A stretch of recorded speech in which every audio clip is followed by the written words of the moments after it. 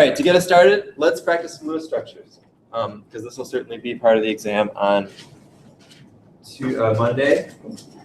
And then today, really, we're not going to go through that much stuff. We're not going to get into chapter 10 or anything new that's not on the exam. We've got a couple kind of topics to finish up in chapter 9 that will be on the exam, namely resonance and formal charge and bond energies. And then we'll take a little break, and then I'll bring in another practice exam, and we'll kind of do that the way we did last time before that exam.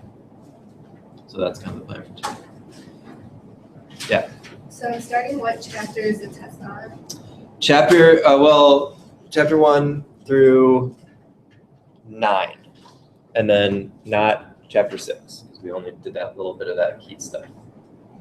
1 through 9? Mm-hmm. It's all cumulative. And not that I'm going to pick out some random little thing from chapter 2 to put on the exam, but if I'm asking like stoichiometry questions with gases, you still need to know how to do those kinds of calculations. If we're talking about Lewis structures, we still need to know how to name things, all that. So that part of it is all cumulative. Make sure you still know all your names. It seems low today. So yeah, go ahead and see if you can come up with Lewis structures for these 5 molecules. And then we'll go through it together and see how you did.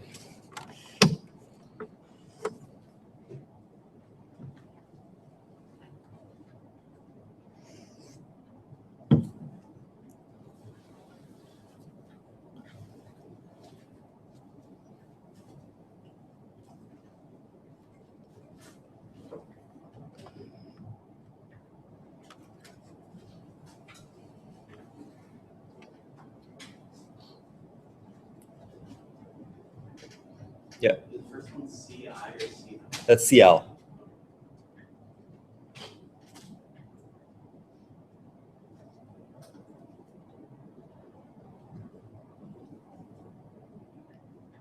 I think one of these wasn't D on the lab. We did that yesterday. Maybe something similar to it.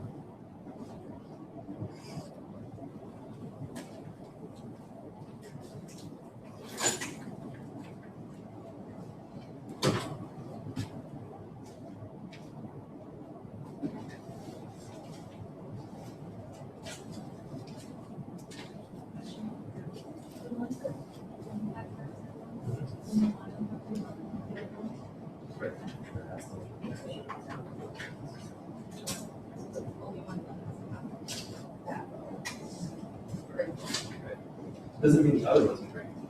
No.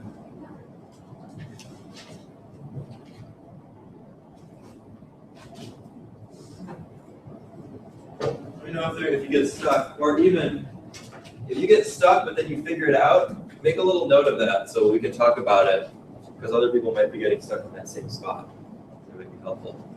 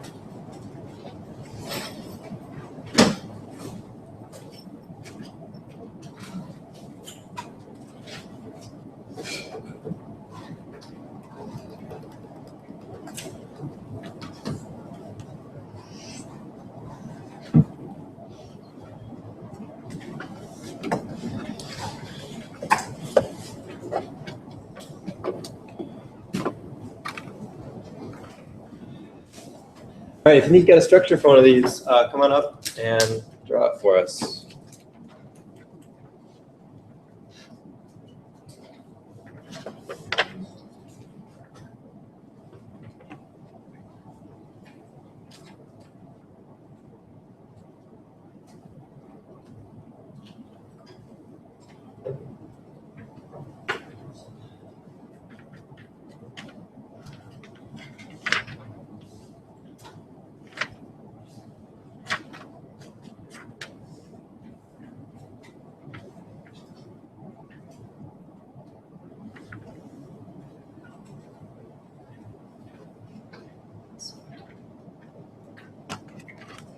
How's this work? Just try. You can touch the screen with your hands. It only gets the pen. Okay.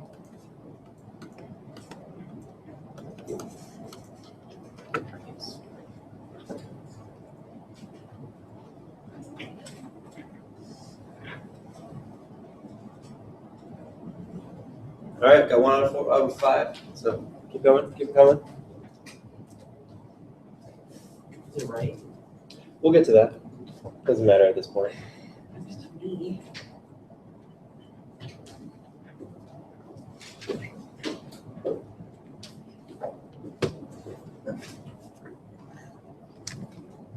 Should I just do it right next to it? Yeah, wherever you can.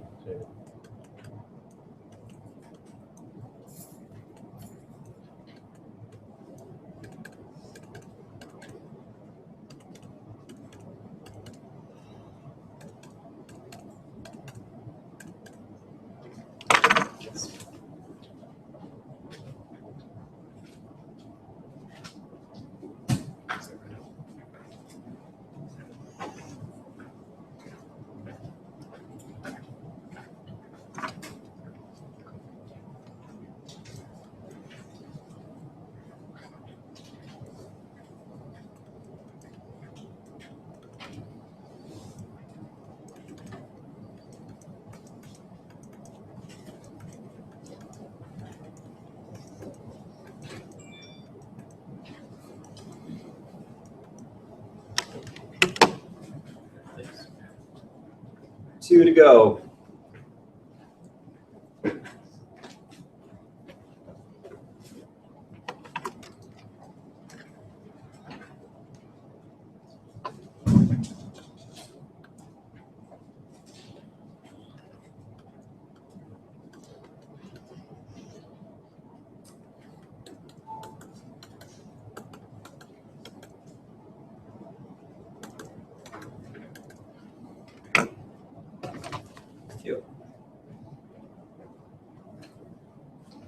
All right, who's got ICL4 minus?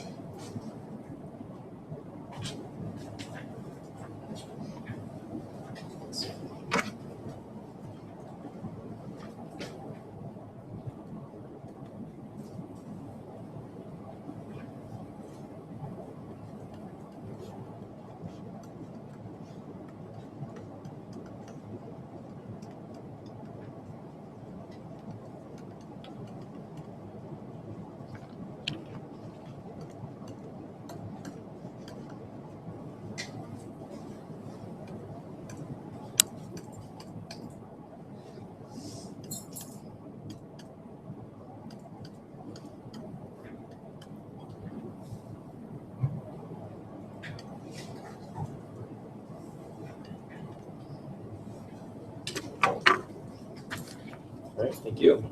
Okay, we got one for each. Thank you very much, those of you who came to draw these. Let's start from the top and take a look at them. So ClF3, chlorine trifluoride. What do you think? Anybody see issues with that? Is that what you got? Same thing, looks good. No disagreements. So how do we check them again? What are the two main steps of checking a Lewis structure? So far we've got, what do we do first? What do we check first? Number of electrons, make sure it has the correct number. So this one should have, 28, right? So you count them up, make sure it has that. And then what do we check? Octet rule. So atoms in the second row need to have the octet. Other atoms, if they can, great. If not, that's okay. So that one looks good. Xenon trioxide, XeO3. What do you think?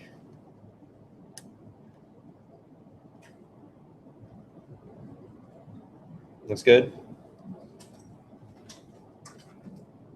Any issues? No, like that one. Okay. If it passes those two, then again, xenon has more than an octet. Oh no, it doesn't. All the atoms have octet in this one, right? Yeah. Good. Radon dichloride, RnCl2. What do you think? Does it have the right number of electrons? So that's 8 plus 14 is 22, 2, 4, 6, 8, 10, 12, 14, 16, 20, 22, 24. I count 24 electrons in there. I have a question about Yeah.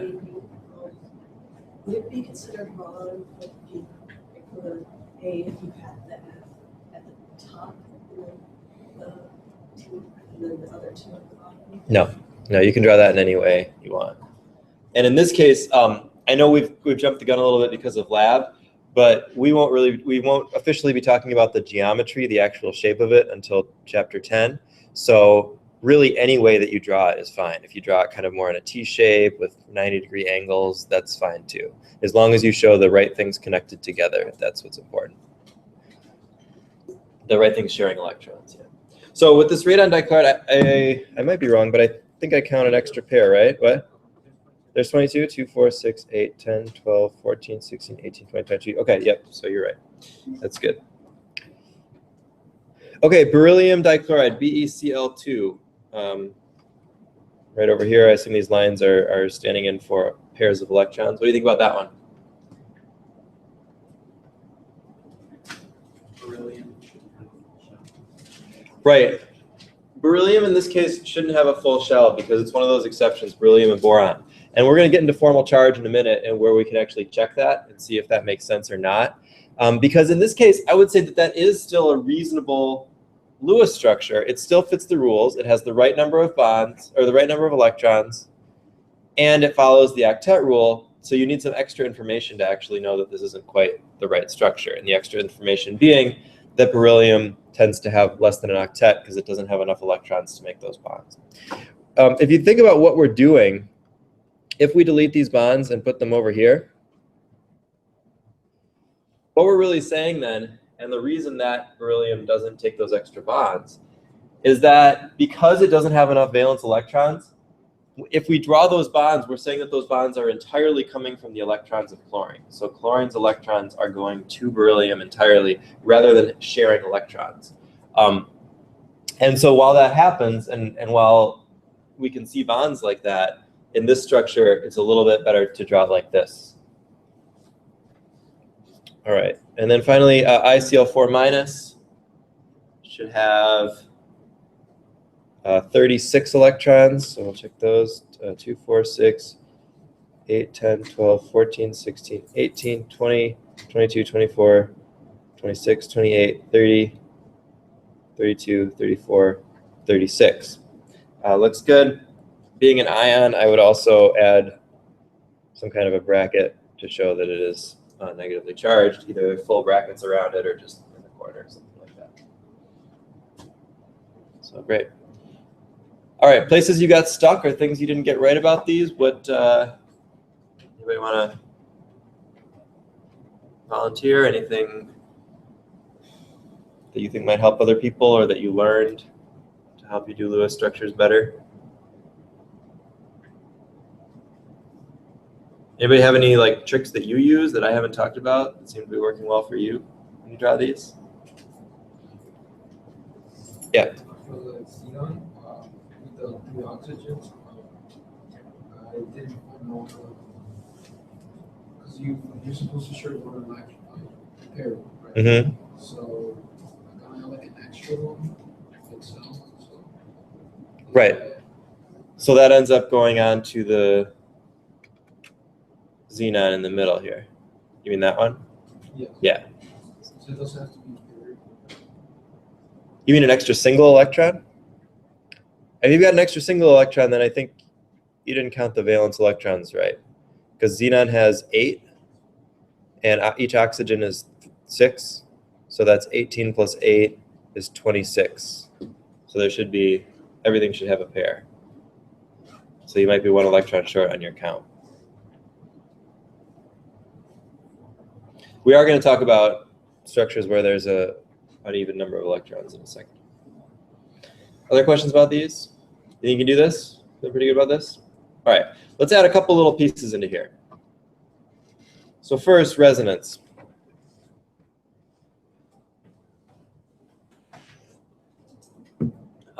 Resonance is a kind of a weird concept, but it's mostly this idea that what happens when more than one valid Lewis structure can be written.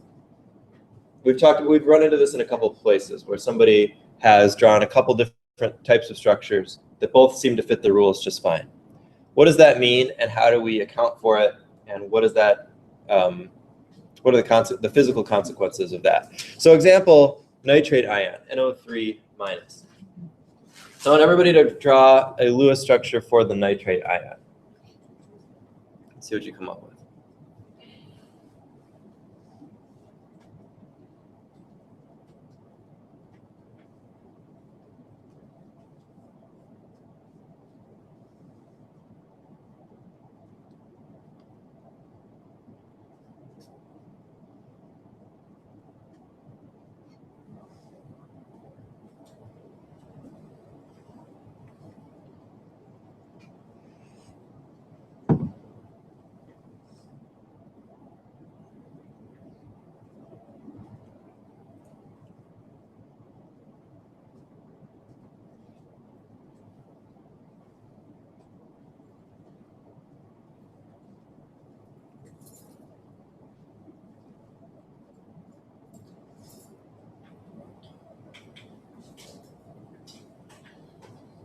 All right, now if I look at your structures, and those of you sitting at tables with others, take a look at the structures that other people wrote.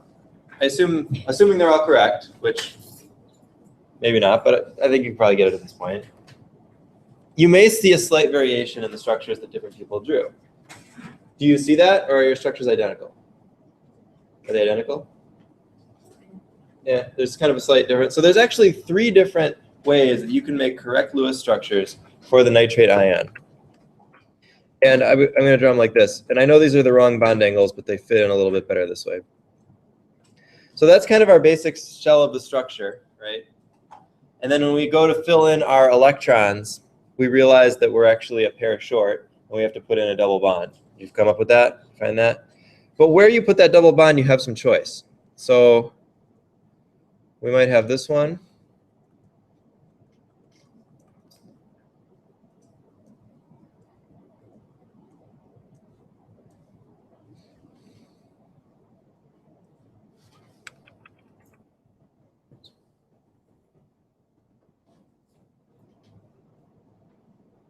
This one.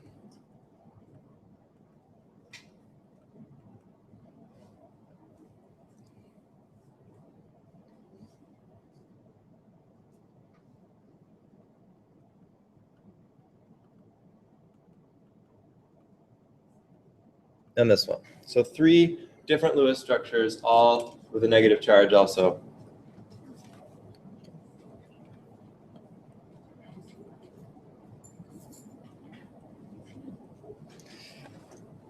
Is that what you drew?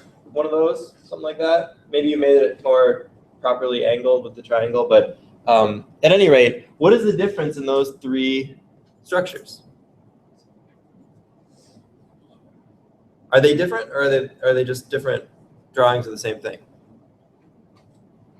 Well, if it's 3D, then if you rotate it, then you wouldn't be able to tell which one was at this angle before, and so then Right. it'd be all the same thing. Right. So if this were an actual molecule, you could kind of rotate it around and they'd all look the same, right? But if we really zoomed in on that, if we actually had a single molecule sample of those, could actually be different structures, because each oxygen atom could have either would be on a double bond or a single bond. And more importantly, we can measure the bond lengths in NO3, and we would expect, if that's the structure, we would expect to find one shorter double bond and two longer single bonds. But actually, we don't find different types of bonds in the structure. We find that every one of those bonds is actually the same length, and it's about 1 1/3 bond, between a single bond and a double bond, about 1 1/3. So what that tells us is that these things don't exactly exist like this, but rather they describe what is an overall hybrid. So the actual structure is like a combination of these three possibilities. We might draw, it's really even hard to draw, but we might think of the actual NO3 structure as something like this, where each bond is somewhere between a double and a single bond, because it's an average of those three. The reason this is called resonance is because when this was originally discovered or considered, they thought that what happened was that the double bond kind of flipped around. And to resonate is to go back and forth between different things in kind of a rhythmic way. And so the idea was that this double bond would be kind of constantly flipping in the molecule, flipping from one place to another. Now we know that's not exactly true. The molecule never looks exactly like one of those structures, but rather it's always a hybrid, a mixture of the three, a combination. And so that's what we call a resonance.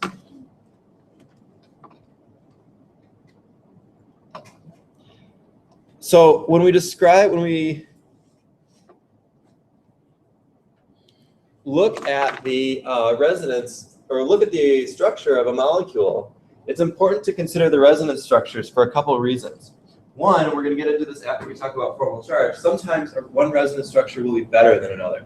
It'll be more stable, be more a better way to describe the electronic structure. Sometimes it just helps us to describe what's actually going on. So let's look at the nitrite anion, NO2-. So that's going to give us, we can do this one together. That's going to give us 18 electrons, right?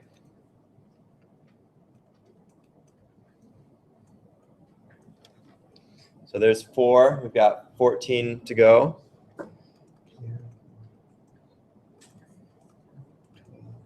14. We don't quite have enough, so we've got to get rid of one of these and make a double bond.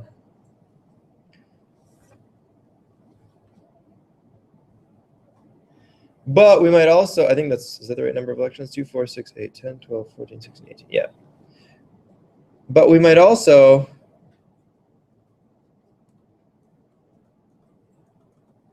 draw a resonance structure that looks like this.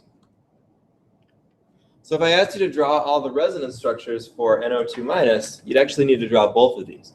And then the question here is saying, describe the electron arrangement. What we might say is that these two resonance forms contribute to a hybrid, where each NO bond is really like 1.5 bonds. So it's not really a single bond, it's not really a double bond, it's 1.5, it's in between. And that's really what's going on in this compound. So it's not that it has one double bond and one single bond, but rather it has two bonds that are in between a double and a single bond. So the average of these two possibilities together. These are also ions, which we should note. All right. So that's the basic idea of resonance. We're going to come back and practice this, but we need to get one more piece, which is formal charge. Before we get to that, just a quick note. Sometimes we have electrons that don't have paired up electrons, or we have molecules that don't have paired electrons. Nitric oxide, nitrogen dioxide, these are molecules that exist. If you count up the electrons, you'll notice it has an odd number. NO has 5 from N and 6 from O, that's 11 electrons. NO2, 5 from N, 12 from the O's, that's 17 electrons. So if you try to go put electrons on there, you've got an unpaired electron. And we know that unpaired electrons can be really reactive. They can be called radicals, and they can kind of be very, very reactive. But in these molecules, that's not necessarily the case. And so yes, you could draw a structure where you put a dot on something, and something's going to end up with less than an octet. But the real reason, or the real answer is that this model that we come up with, called the Lewis model, this idea that we draw these things and we make these lines and put these dots on there, that's just not a good model for these compounds. And when we get into chapter 10, we're going to talk a little bit more about the limitations of the Lewis model and why it doesn't work for a lot of stuff. And this is one of the things that it doesn't work for. And there's another model called molecular orbital theory that will better describe the bonding in these types of molecules. So if you see something on the exam, for instance, where there's an odd number of electrons and you're asked to draw a Lewis structure, chances are that's a mistake, and it wasn't supposed to be like that. So it's missing a charge or something like that.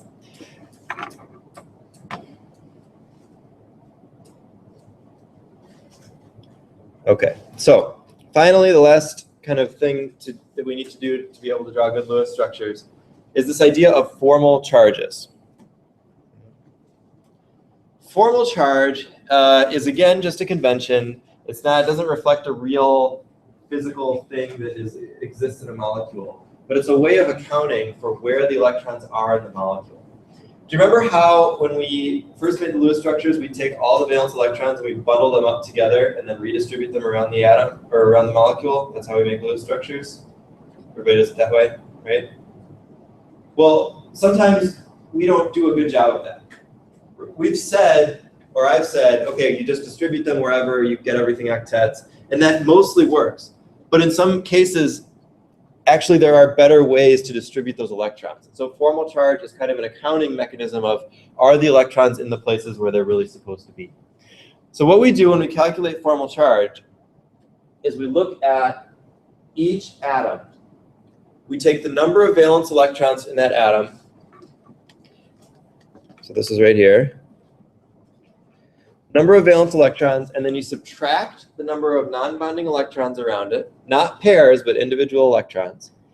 And then you subtract the number of bonds, so the number of bonds to other atoms that it has. If that's 0, then you have a 0 formal charge and you don't do anything. If it's negative or positive, you write that on the atom as part of the Lewis structure. All right, so let's do an example to show how that works. So we're going to come up with a Lewis structure for sulfate anion. Our total electrons here are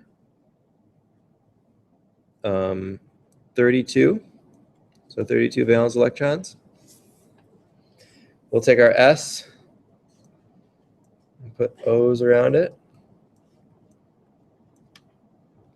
That gets rid of 4 electrons. So now we've got 28 to go, or I'm sorry, that's 8 electrons. So now we've got 24 to go. 2, 4, 6, 8, 10, 12, 14, 16, 18, 20, 22, 24. So there it is, SO4, 2 minus. Everybody agree? Look good? Okay, let's calculate formal charges for each of the atoms. We'll start over here. So formal charge equals the number of valence electrons. How many valence electrons does oxygen have? 6.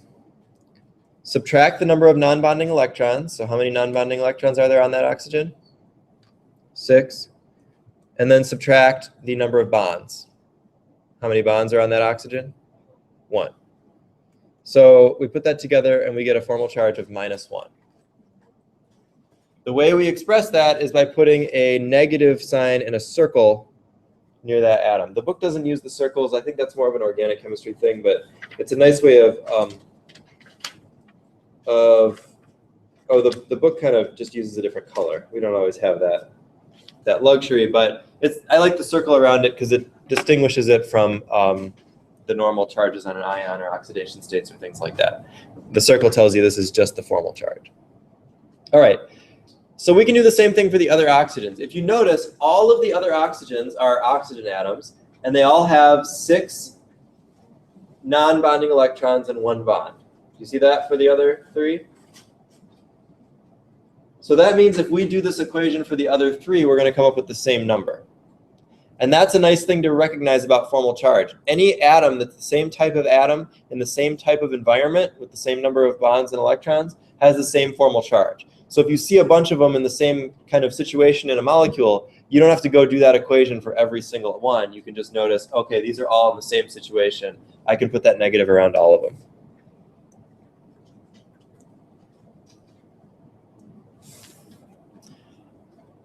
Now we may end up with something different for the sulfur, so let's try that one.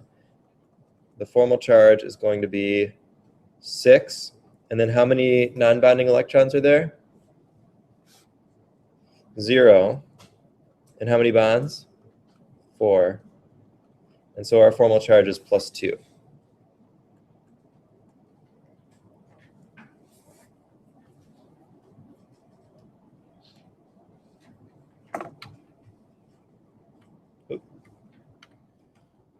Let's see if I wrote this. I didn't. Okay, we got to write some stuff here then. All right, so a couple of things about formal charges, and these are also in your book, page 403, kind of some of the rules or the ideas of formal charges. So what did this tell us? This told us that the electrons are more concentrated on the oxygens than on the sulfur. So the electrons, or the oxygens in this molecule are electron rich, and the sulfur is electron poor, electron deficient.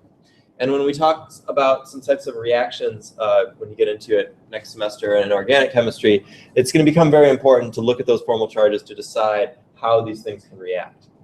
But one thing that we can do with them is we can also use them to judge our Lewis structures. So let's look at a couple kind of rules about Lewis structures.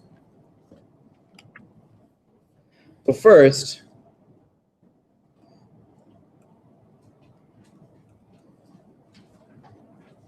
and this is important because this can also check to make sure you've done the formal charges properly. The sum of the formal charges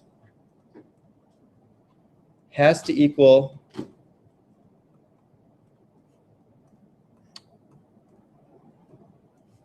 the total charge of the molecule or ion. So if it's a neutral molecule, it can still have formal charges, but they have to all add up to 0 because the overall molecule is neutral. Sulfate ion has an overall charge of what? 2-. So that means all our formal charges have to add up to -2. And do they? Yeah, because we've got +2 and then minus, minus, minus, minus, so we get -2. So that's the first rule of formal charges. That always has to be the case. So second, and this is how we can kind of judge them,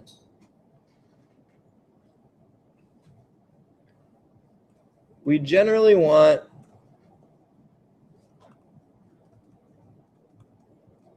to minimize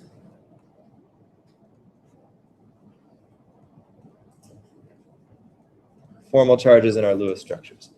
Not always, and there are lots of structures that are perfectly stable with formal charges, but if there is a choice between some Lewis structures, we often go with the one that has the fewest or the smallest formal charges. So we want formal charges to be -1 or -2, -1 or +1, maybe -2 or +2 in some really unusual circumstances, almost never more than that. They're not like oxidation states. So if you've got a structure with a lot of formal charges around, chances are there's something a little bit off, and there's a better way to write that structure. And that's what we have actually here. So every atom here has a formal charge, and the sulfur in the middle has a 2+ formal charge, or a +2 formal charge. That's a lot of formal charges. And Lewis theory would tell us maybe we could come up with a way to draw this structure that doesn't give us so many formal charges. So can anybody think of a way that we might be able to, we can't add electrons, we can't take electrons away, we can't, nothing like that, but we can look at resonance structures, different ways of distributing the electrons that might give us fewer formal charges. Can anybody think of a way to do that in this structure? Is there any other way to distribute the electrons so that we can minimize our formal charges? Right, we could add some double bonds here. So if we imagine some of those electrons on the oxygens instead being double bonds between the oxygen and sulfur, we could draw a structure like this.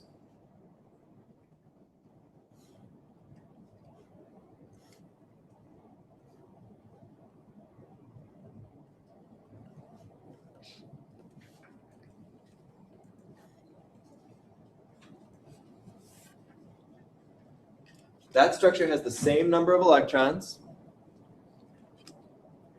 but we've taken two pairs and turned them into double bonds instead of just leaving them as non-bonding electrons. So let's see how this affects our formal charges. The top and the bottom oxygen were not changed, so those will still have negative formal charges. This oxygen has changed, so this is now going to be 6 minus 4 non-bonding electrons and 2 bonds. And that now has a 0 formal charge. Whoops, I drew too many electrons over here, sorry. That one should be the same, so also a 0 formal charge. And then we can check sulfur. 6 minus 0 non-bonding electrons and 6 bonds is now 0. Yeah. Why is that double bonded around the whole thing? Well, good question. So that would be another example of a resonance form that we could do. What happens in that case, let's look at it. So let's see what happens if we double bond around the whole thing.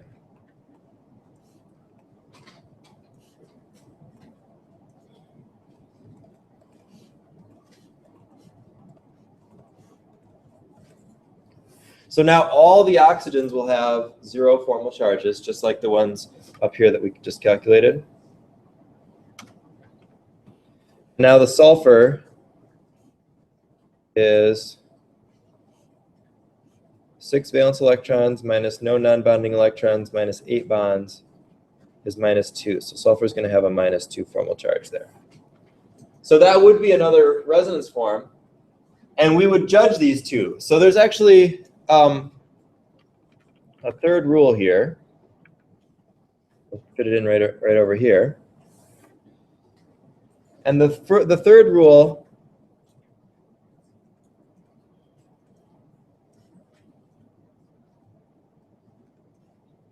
is that negative formal charge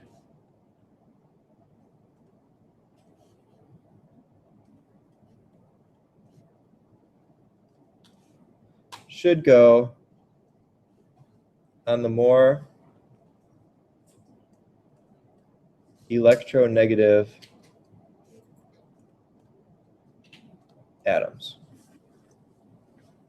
That's going to lead to a better structure. We're going to say that that's a little bit more contributing to the overall structure because those strongly electronegative atoms would want to have the extra electron density around them.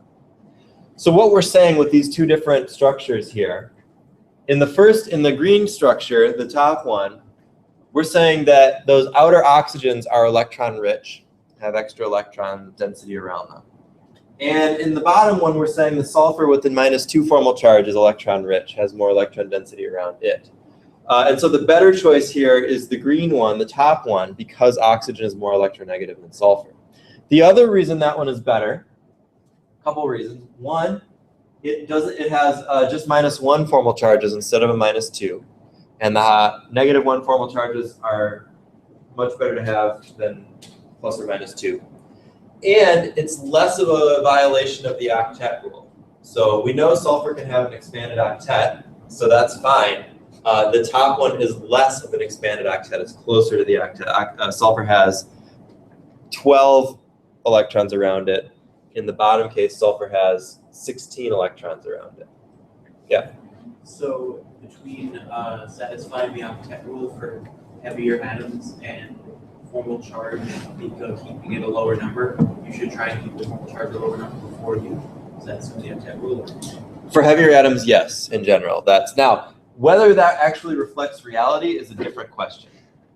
There's a lot of evidence that actually sulfur-oxygen bonds are not really double bonds because When we say double bond, and we'll get into this in chapter 10, but when we say double bond, we're really talking about a sigma bond and a pi bond, these different types of bonding interactions.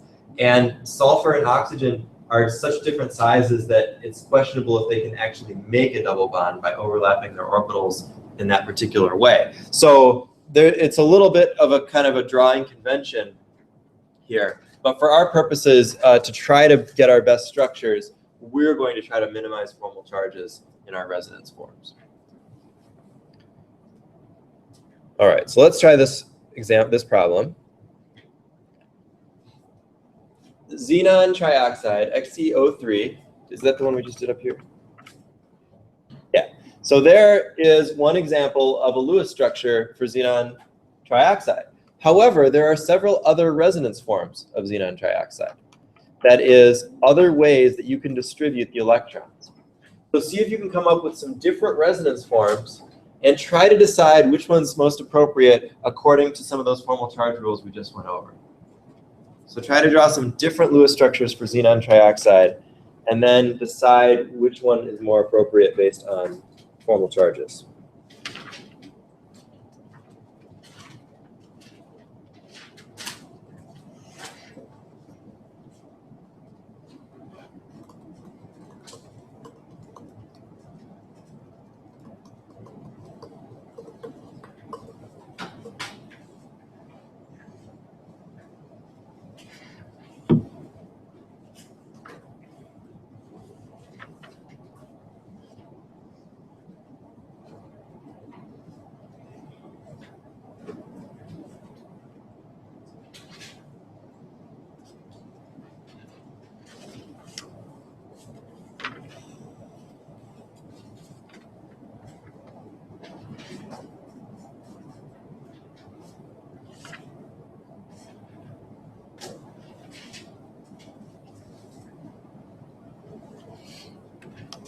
So this time I want you to come up and draw some of these structures, but I want you to come up and draw one of what you've got, and then I want other people to come up and draw some different ones, and we'll see how many different structures we can get. And then we'll be able to look at all of them and try to judge what the better structures are.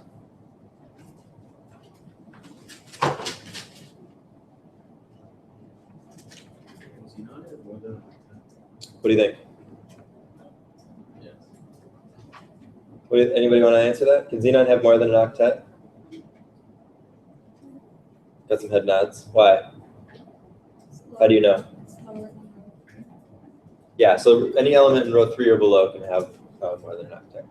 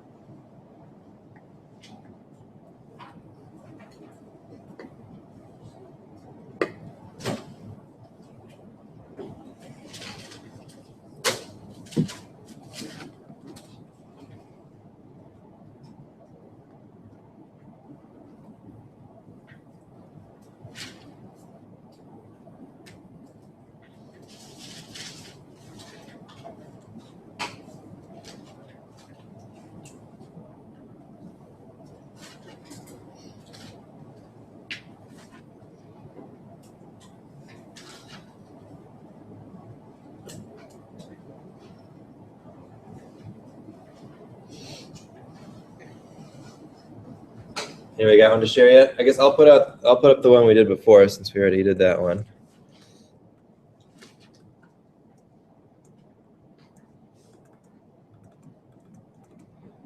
And when we look at this structure now, we need to include formal charges as part of our correct Lewis structures. So when we draw a Lewis structure, it's not enough to just have the dots and the lines. If there are non-zero formal charges present, they need to be listed. That's part of a correct Lewis structure. So do we see non-zero, or can we find non-zero Lewis, sorry, let me say that again. Can we see non-zero formal charges on any of these atoms?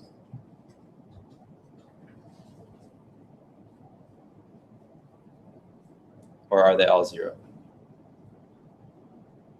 So let's check it out. We've got, yeah. This is the O Yeah, all the O's should be -1. Remember, valence electrons minus the non-bonding electrons minus the bonds. So that's 6 minus 1 is -1. So that gives us negative formal charges on all the oxygens. And what about xenon? Should xenon have a formal charge here as well? What? Yeah, so xenon is actually going to have a +3 or 3+ formal charge.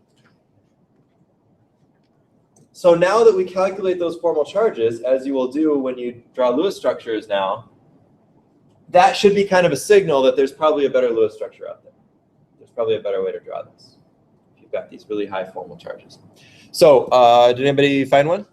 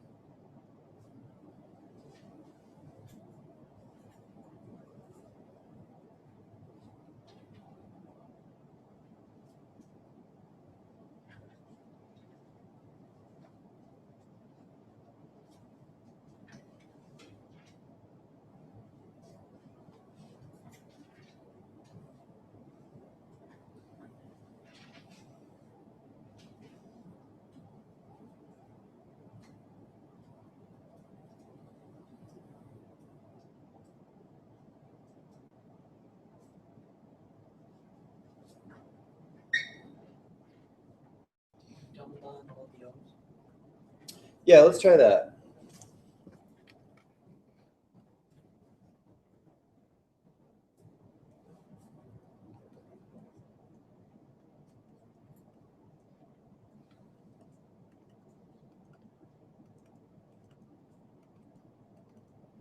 So how do things change if you double bond all the O's? Well, if we recalculate those formal charges, so oxygen is 6 valence electrons. Now it's -4 non-bonding electrons and 2 bonds. So that's 0 on each oxygen. Xenon, we've got 8 valence electrons -2 non-bonding electrons and 6 bonds, another 0 formal charge. So according to this formal charge convention, this is the better structure.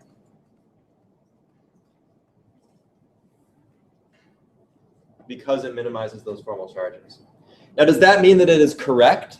Not necessarily from a real standpoint in nature. Xenon and oxygen are very different molecules, and the idea that they would have enough, that their orbitals would be appropriately sized to overlap in that way is really questionable. So that first structure may not actually be so bad at all when we look at the physical data. That said, with this convention, that's the structure we would pick. So why this disconnect? Why do we even care about formal charges if this is totally not even in reality? And the reason is that it only really breaks down with these weird structures. And when I say weird, I don't mean totally unusual or theoretical, but this convention, this idea of formal charge was developed with things like carbon, nitrogen, oxygen, typical smaller organic type molecules. And it works very, very well for that, and it's very, very important. And if you go on and take organic chemistry, you'll see that it comes up all the time and can be really important in predicting reactivity. When you get into inorganic structures like these, then it cannot work quite as well. But let me show you an example of where it is quite helpful. I'm just going to put an extra page in here. There's an ion known as, this is not one that you need to know the name for. Cyanate ion is OCN-. And the structure looks just like that, OCN bound together. So I want you to draw 3 different Lewis structures for OCN-. There are 3 different Lewis structures that satisfy the octet on all the atoms and have the appropriate number of electrons. I want you to find the formal charges in your resonance form, resonance structures, and make sure you list those. And then we're going to talk about what is better and how that can influence our understanding of the molecule. So you got to find 3 Lewis structures for that molecule. They're all OCN in that order.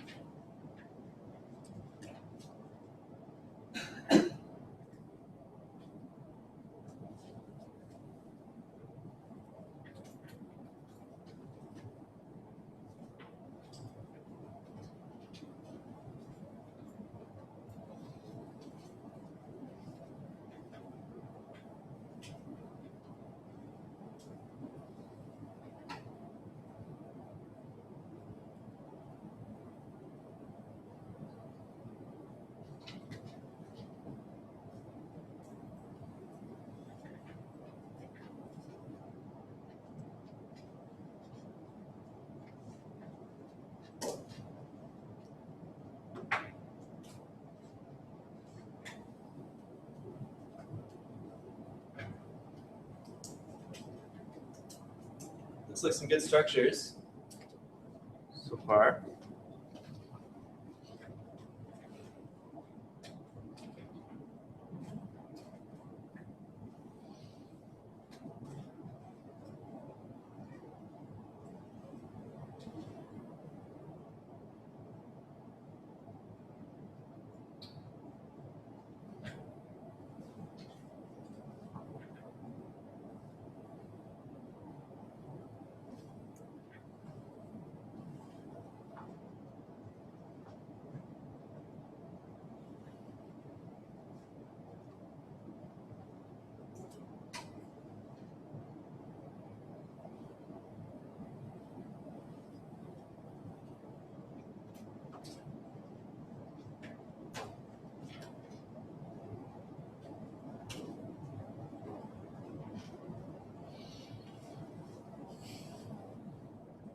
All right, somebody want to describe one of your structures, since nobody seems to like standing up and coming here and trying them.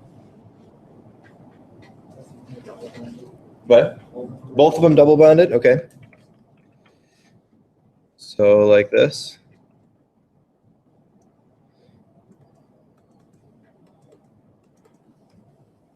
Okay, what do your formal charges come out to there? Oxygen is 0. Mm-hmm. Argon is 0. Okay. Nitrogen is -1. Okay. All right, maybe get another one? There's a single bond on oxygen and carbon and a triple bond between carbon and Okay. And how do your formal charges come out there? -1 for oxygen, 0 for carbon, 0 for nitrogen. Okay. Anybody get a third? A triple bond for carbon and oxygen and a single bond for carbon and nitrogen.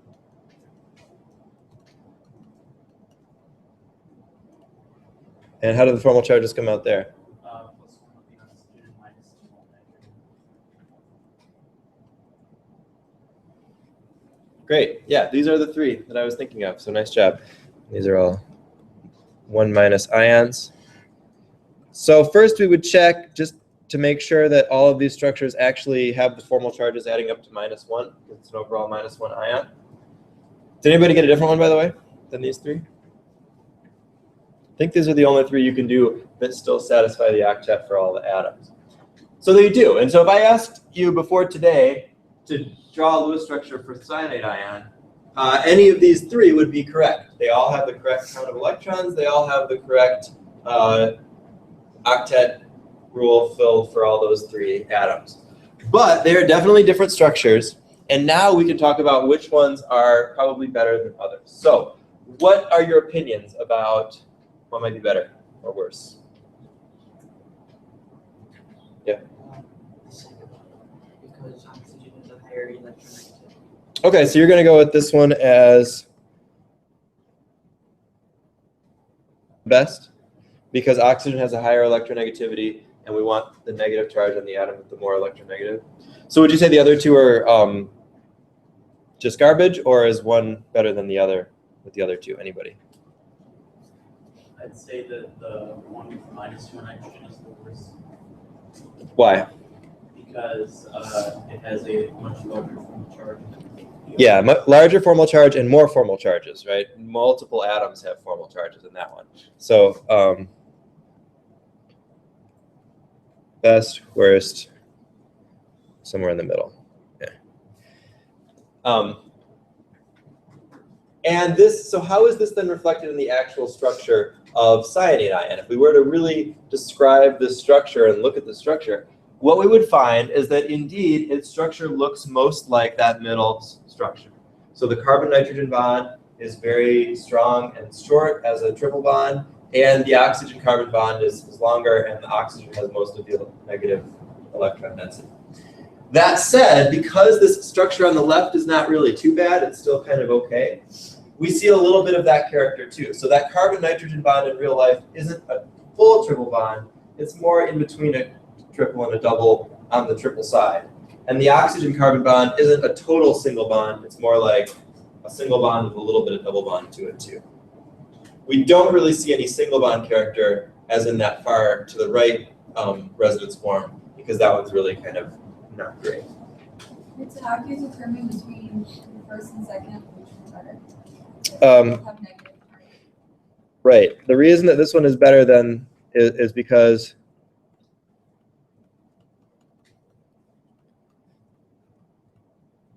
the negative charge is on the more electronegative atom.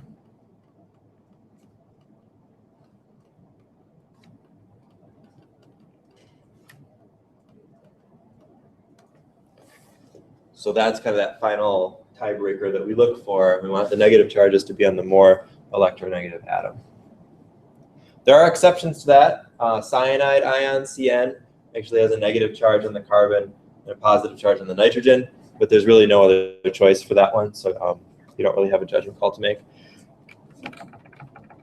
So I want you to use formal charge now when you're drawing your Lewis structures to evaluate your own Lewis structures, to see how good they are when you draw these Lewis structures, rather than just stopping at the first thing you get. And so an example of that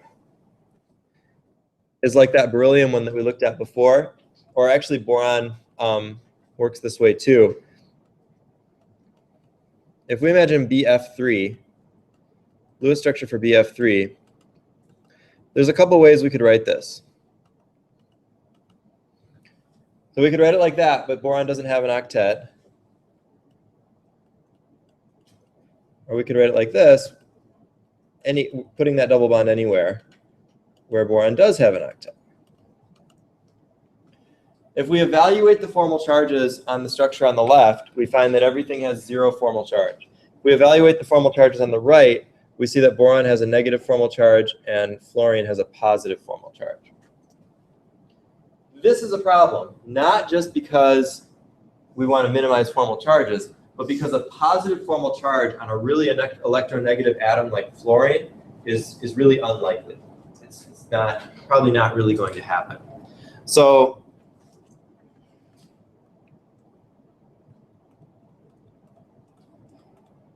from that, we can conclude that actually the structure where boron doesn't have a full octet is better. Even though it doesn't fulfill the octet rule, we can say that's probably a better structure because of that really unlikely positive formal charge on fluorine. Yeah? This is sort of related, but I noticed the electronegativity chart didn't have the noble gases, even though sometimes they don't have them. Right. Can you not measure it, or is it just not used ever? Yeah, you can't, because there are so few compounds formed from the noble gases, the electronegativity is effectively not important to know. So the only noble gas compounds are really between some of those lower noble gases and the most electronegative elements, oxygen and fluorine, and occasionally chlorine. So there would always be a huge difference in electronegativity. What it exactly is not necessarily important. Yeah. Questions about this? Think you can do this? Maybe. So one thing you can do to practice this is go back over all the Lewis structures we've drawn from the lab, from your notes, from the problems you've done, and start filling in those formal charges. And the more you do it, the more you'll get used to it, to the point where you'll start realizing that, okay, anytime oxygen has just one bond and 3 lone pairs, I know that's got to be -1. If it has 2 bonds and 2 lone pairs, I know that's got to be neutral, and so on. So the more you do this, the more you get used to it, and that's why it's helpful to just practice it over and over again in your structure, so it doesn't take you quite as long to calculate the formal charge on every single atom all the time. All right, last thing we'll go through, and then we'll take a little break and then have some time for review. What is the idea? So we've talked about this chemical bond, and we need to remember that this is a model. That this is talking about the energy when things kind of come together. It doesn't necessarily reflect reality exactly. It's a model. It's a way we understand things, and it's a way that we use them. One way that we can use covalent bonds, the model of this idea of bonds, is by thinking of a chemical reaction as a series of bonds breaking and then a series of bonds forming. So the bonds in the reactants all break apart, and then the bonds in the products all come back together. That's not how chemical reactions work, always. Every molecule doesn't break up into individual atoms and then magically come back together to form the products. Most of it stays together. But in thinking of it that way, we can talk about a change in energy over the course of a reaction. So each bond is going to have a particular energy, and if we imagine, say, methane breaking up into CH3 and H, we can say that it takes a certain amount of energy to break that bond, and we can talk about that as a bond energy, as the amount of energy, potential energy, contained within that chemical bond. That doesn't mean that that process is actually going to happen every time methane reacts, but we can think about it that way and still get the right answers. So, we don't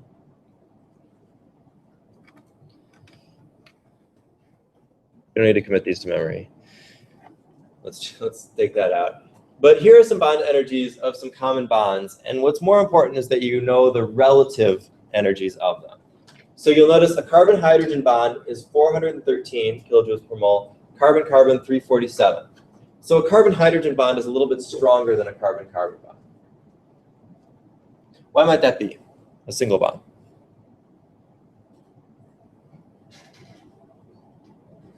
What do you think that kind of reflects? Yeah. There's a bigger electronegativity difference between carbon and hydrogen. That's true, but that does not always contribute to bond strength. It's actually more, well, part of it is that hydrogen is very small, and so the internuclear distance can be pretty small. And so that can be held pretty tightly. You'll notice that the carbon double bond strength and triple bond strength, so double bonds are much stronger than single bonds, and triple bonds are much stronger than double bonds. We could probably predict that, right? Because you've got multiple pairs being shared there. And then you'll notice a really strong bond is the nitrogen-nitrogen triple bond. That's why nitrogen in the air is very, very unreactive. And then, we've got some other examples here too. And we talked yesterday about a single bond versus a double bond, which is made up of the sigma bond and pi bonds. We'll get into that more in chapter 10 when we look at the actual shapes of the orbitals and how they interact with each other. Again, this is something we do during the year, but you don't have to commit these to memory. Bond strength is often correlated with bond length. So the stronger a bond is, the closer together the atoms come. And that's true with single, double, triple bonds. So as these things get smaller, they also get stronger. Or as they get stronger, they also get smaller. But that's not always the case. Such as this example from your book, an NF bond going ClBr, you're going to larger and larger atoms. And so that bond gets longer and longer because the atoms themselves become bigger and bigger. But the strength actually goes a little bit more haphazard up and down. So the strength doesn't always correlate to the bond length, but in the same type of a system, it often can. All right, so how do we use these numbers? We can talk about something called enthalpy, which is related to the change in heat, and you'll get into this more in next semester.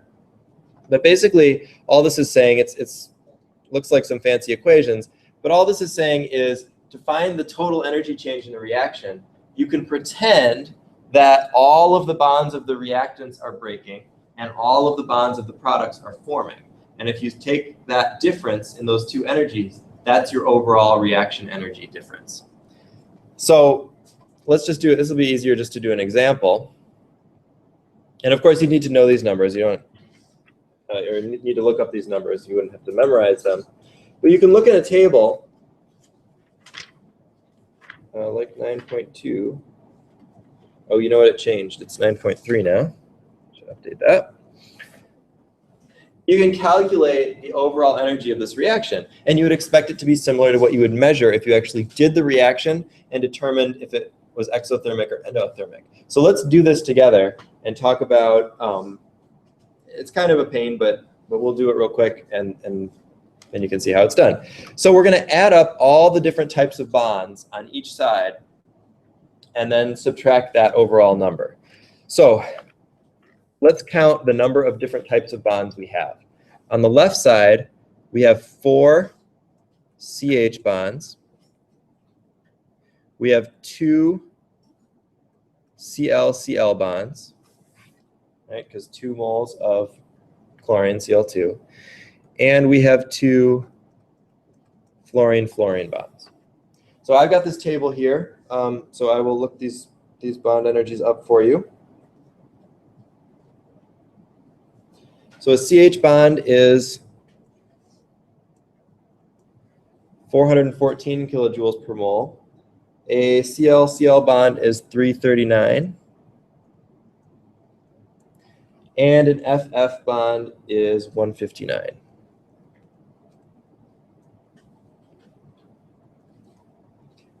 So we multiply 414 by 4, 2 by 339, and 2 by 159. And we get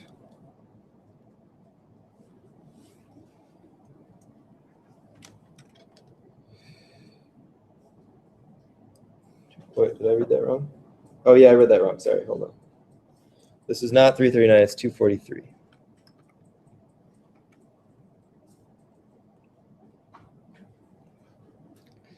All right, if I add all that up, I get 2460. Does that sound right? Anybody check that? I heard some calculating. Anybody do it? Make sure I'm right. Yeah, great. All right, so then on the right side,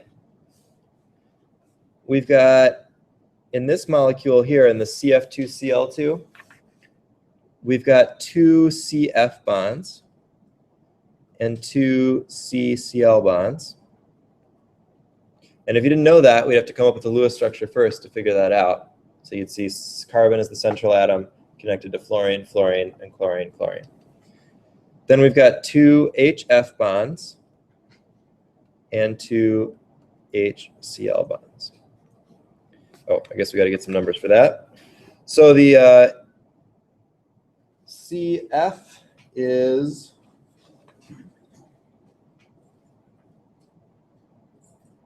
not on my chart, but maybe it's just in a different spot.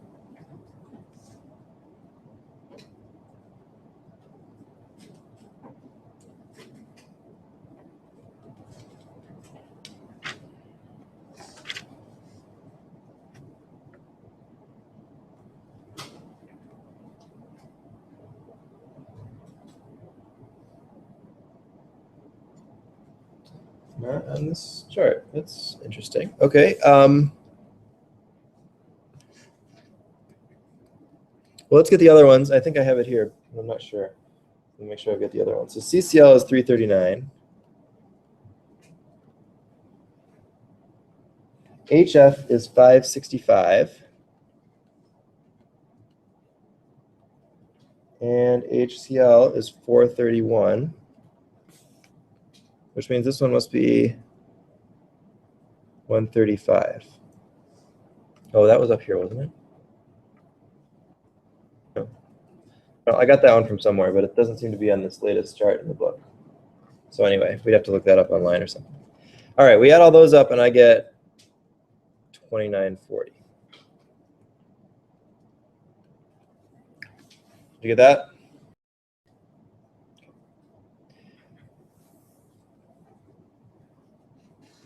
Okay, so then our total energy, our heat of the reaction, our delta H, the change in enthalpy in this reaction, the change in heat, is going to be products minus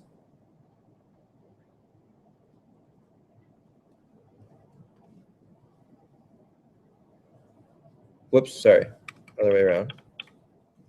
It's going to be bonds broken minus the bonds formed, because the bonds broken take energy in, and the bonds formed give energy out. So breaking a bond is endothermic, forming a bond is exothermic. So our broken bonds are the 2460. Our formed bonds are the 2940. And so our overall change in enthalpy here is 480 kilojoules per mole. So the difference between the bonds formed versus the bonds broken is 480 kilojoules per mole. Because it's negative, that means more energy was given off by the bonds forming than the energy taken in by the bonds breaking. And that tells us this is an exothermic reaction.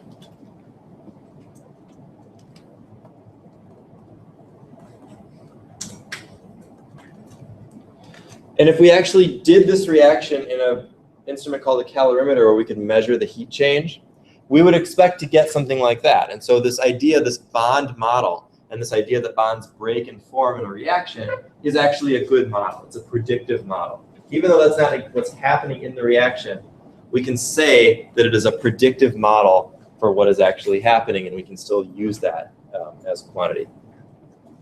So, got that? That makes sense? All right. That's it. Yeah. Okay, we'll stop there.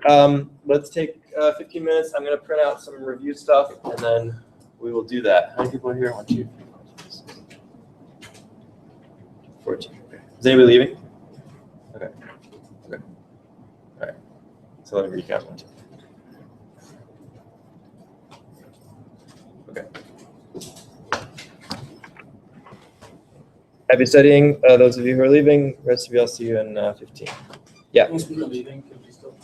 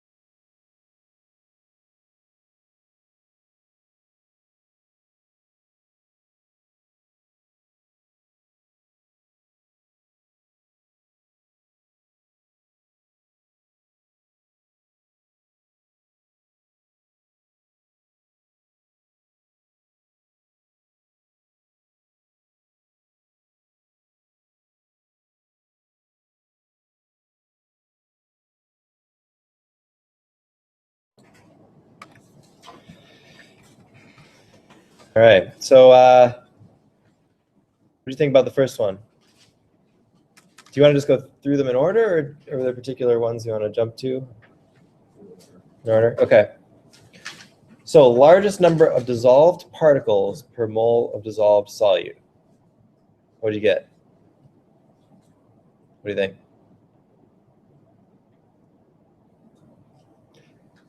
How do you determine that?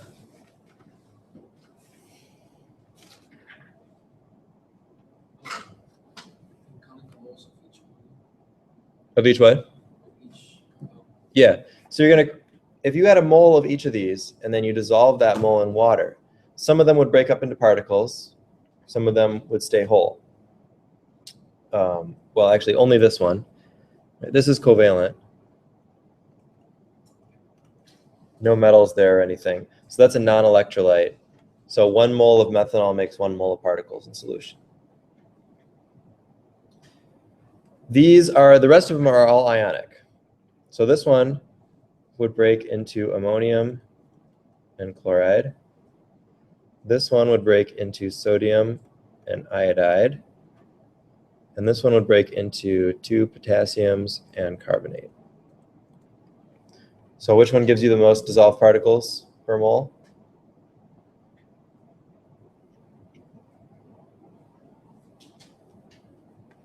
It's got to be this one, right?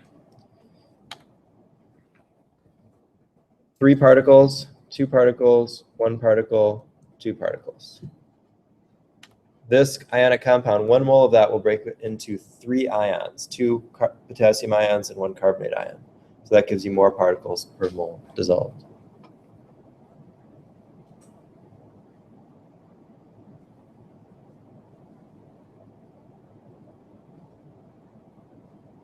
All right, which of the following is a strong electrolyte? What'd you say?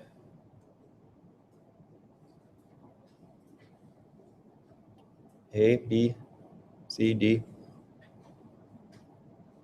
Anybody say A, B, C, D? Couple ideas, ideas. Yeah, in this case, it's D. Now, you may need a table to figure this out, right, because it has to do with what's soluble.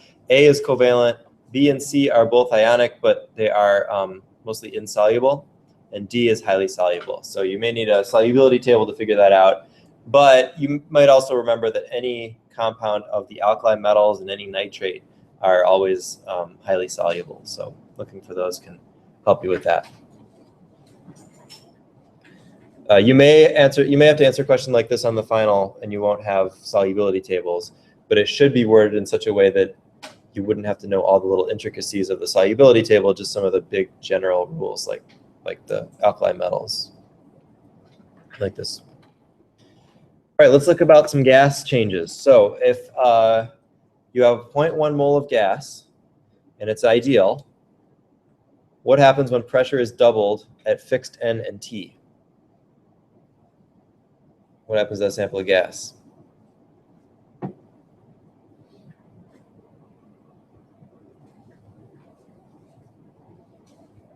Does it look more like B, more like C, or more like D?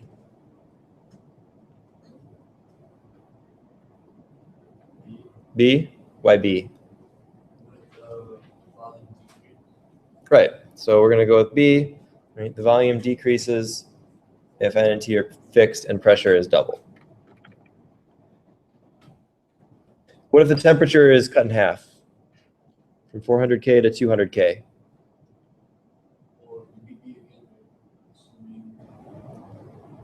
Would it?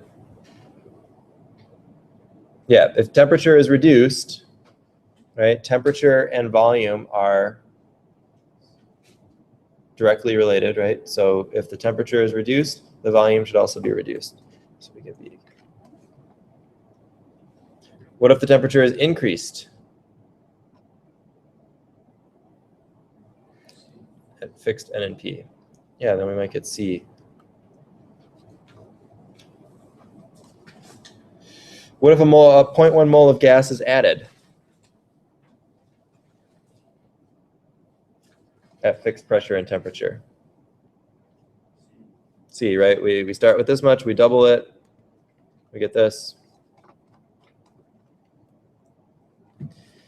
And then what if 0.1 mole of gas is added and pressure is doubled?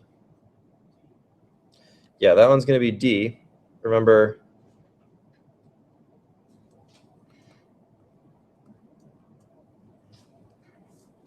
pressure times volume divided by number of moles times temperatures is constant. So if you double the number of moles and you double the pressure, you got 2 over 2. Those cancel out. You got the same as what you started with. So that would be D.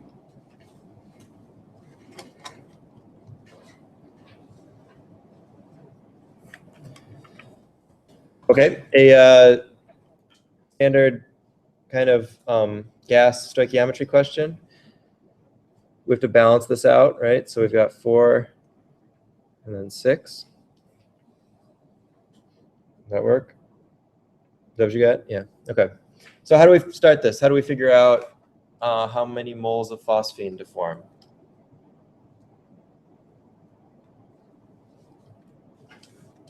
What'd you do? What? Yeah, so you've got your 44.8 liters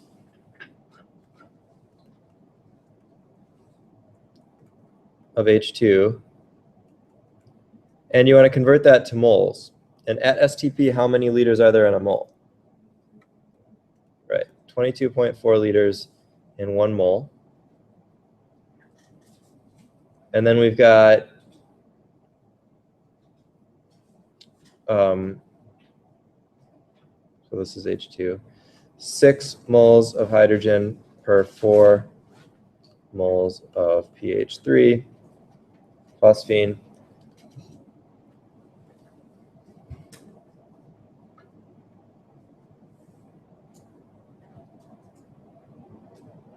So that would be, let's see, 2 times 2/3 is 4/3 or 1.33. That you got? Yeah.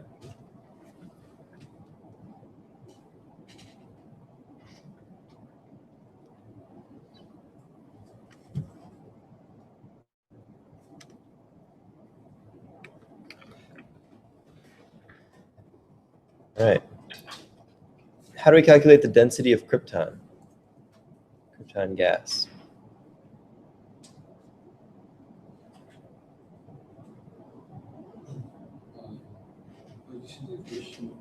Density equals pressure times volume over constant R over T. What is it? P Times volume molar mass, M. over R. Yep. Right.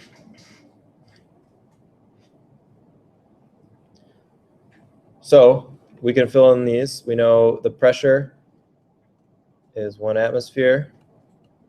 The molar mass of krypton is 83.8 grams per mole.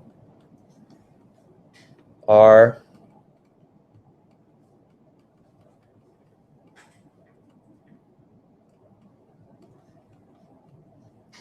and T, STP, so it's 273 K.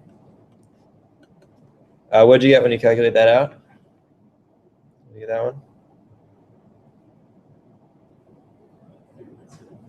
What was 3.74?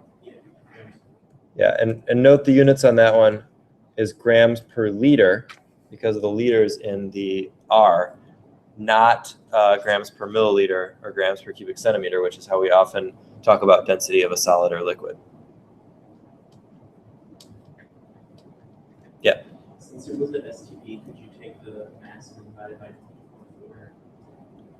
Because I did that before. 1 mole. Does it come out with the same thing? Yeah. Yeah, I guess it would have. Yes, because that's how we get this, because there's grams on both sides. So yeah,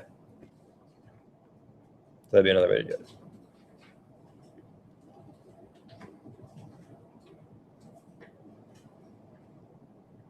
Yep. So STP is just 0 degrees Celsius, the 180 is the pressure, and the volume is 2.4. The volume is 3. No, only 2, standard temperature and pressure. So it's 273 K or 0 degrees C and 1 atmosphere. Then at those conditions, 1 mole of gas is 22.4 liters. So there isn't a standard volume, but 1 mole of gas is 22.4 liters volume. All right, you want to do this one? So this is similar in that we're going to find moles and grams and get moles per gram and then try to figure out the molecular formula from that. All right, so we got a little bit of data here. We've got 5 carbon atoms. We've got V, T, P, and we want to know moles. So we go N equals PV over RT. We have to convert pressure to atmospheres and temperature to kelvins. So what is the pressure in atmospheres? Anybody get that? Should be just over 1. All right, so we'll say 1.01 atmospheres. Our volume is going to be 0.204 liters. Our R is, of course, R.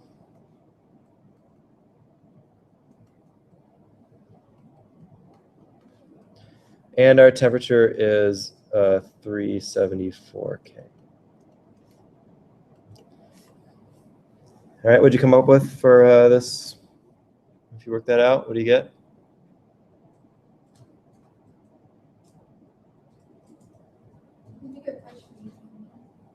What? Divide by 760.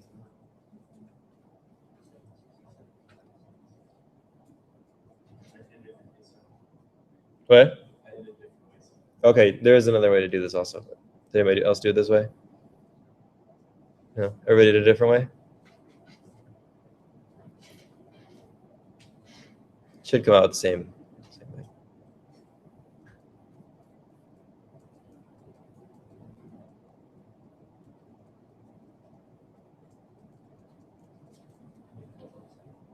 What? 0.0074? Oh, moles. Anybody have a couple more significant figures on there? 0.0067.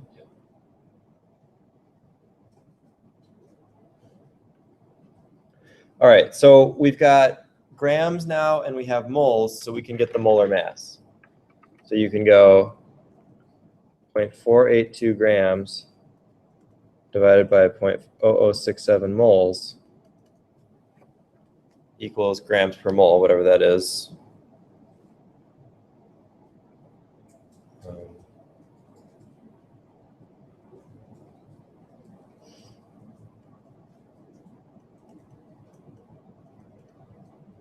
Grams per mole. So that's the molecular weight of the hydrocarbon. The hydrocarbon has 5 carbons, so it's C5H something. And it's got to add up to 71. So we know 5 carbons is 12, right? 5 times 12 is 60, which means there needs to be about 12 hydrogens to get that to work out. So our formula must be C5H12. You see how I got that? 5 carbons is 60. We have to get to a total of about 72, so we need 12 hydrogens.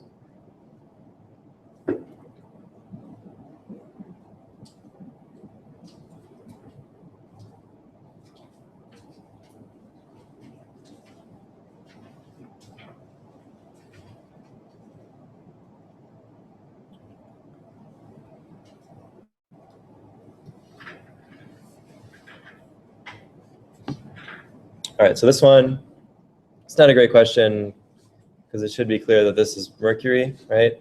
So you convert this to millimeters of, and then that's millimeters of mercury, and then you have to convert that to ATM. So it's what, like 0.4 or something ATM. That should be a little clearer. Let's move on. This is a better question. All right, here we got distribution of molecular speeds for oxygen at 2 temperatures. 298K and 1000K. So which one is 298K? 1 or 2?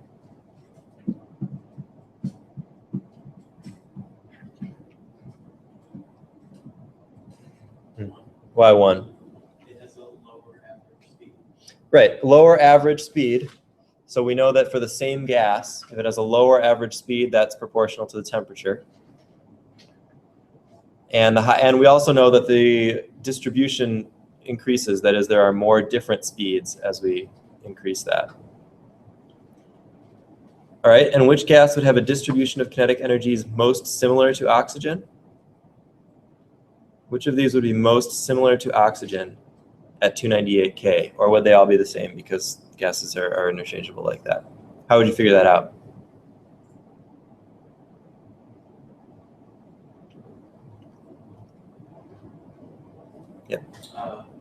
Kinetic energy is 1/2 mass times velocity. Right. And velocity is the same, mostly since the temperatures are the same. Yeah. But the masses of all those are different, so you have to look at all the masses and see how some they are to O2.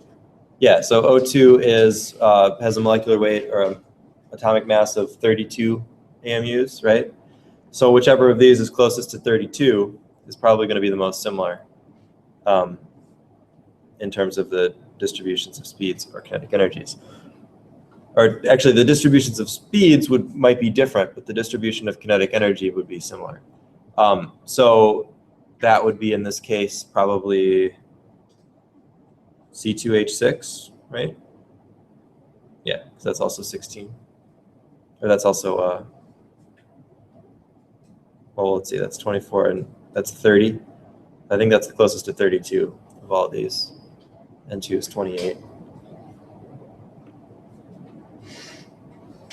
All right, let's talk about ideal versus non-ideal gases. What conditions give you the most ideal behavior? High temperatures or low temperatures? We'll deal with them separately because they're not really related. High temperatures or low temperatures, and why? What gives you more ideal behavior?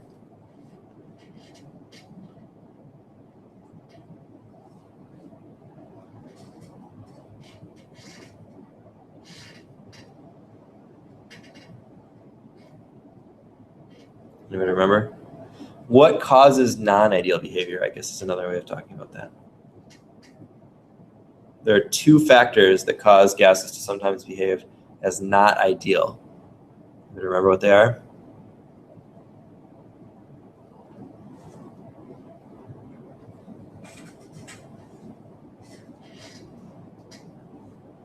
All right, well, let's talk about them. So one is intermolecular forces. That is that we, in the kinetic molecular theory, we assume that gases don't interact with each other at all, that they don't attract or repel each other. But in reality, in some situations, the gases will actually start attracting each other, and that will become important. That happens at low temperatures. So as temperatures get very low, the molecules slow down enough that the interactions between them start becoming important, and that makes them not ideal. So at high temperatures, gases will act more ideal. At low temperatures, they'll be less ideal because of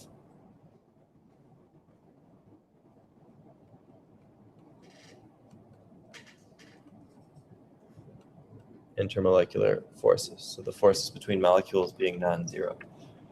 And then the other effect is molecular size. We assume that molecules of gas have no volume, or that their volume isn't important, because the space between the molecules is so much bigger than the space the molecules take up themselves. But at very, very, very high pressures, there's not that much space between the molecules. So the size of the molecules themselves starts to become important, and so they don't behave as ideally. So at very, very lower pressures, N2 behaves ideally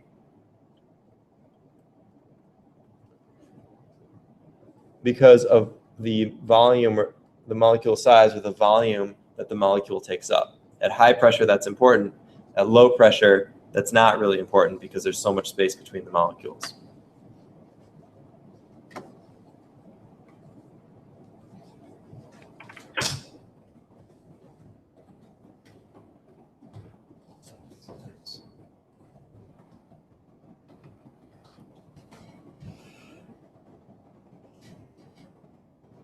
All right.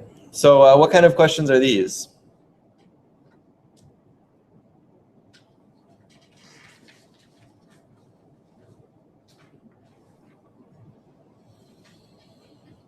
Did you get this far? All right, why don't we give you a chance at them then? Let's pick and choose some of these so we're not doing the same thing over and over again.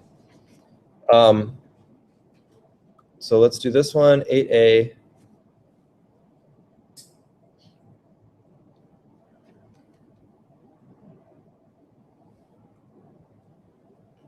Nine A1. This one, 9C.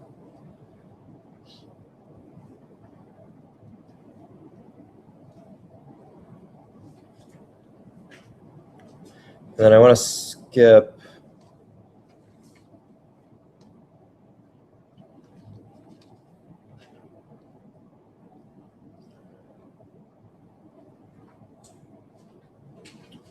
to these two because these are a little different from what we've seen before.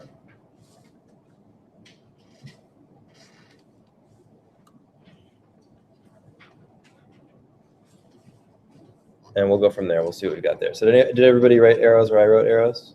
So you know what to work on? All right, give those a try. If there's some other ones that you see that you want to make sure to also get to, make a little mark by them and we'll look at those next. Only one of these is really like a math problem thing, so probably won't take quite as long.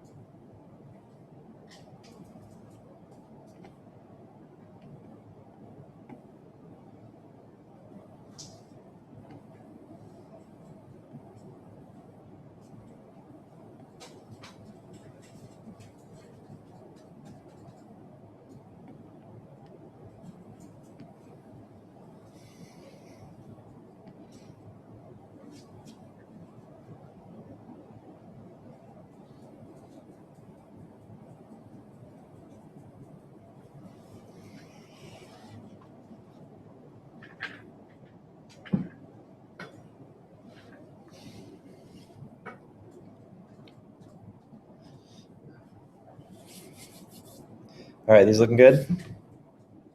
Got through some of them, a couple of them. Did you get through this one?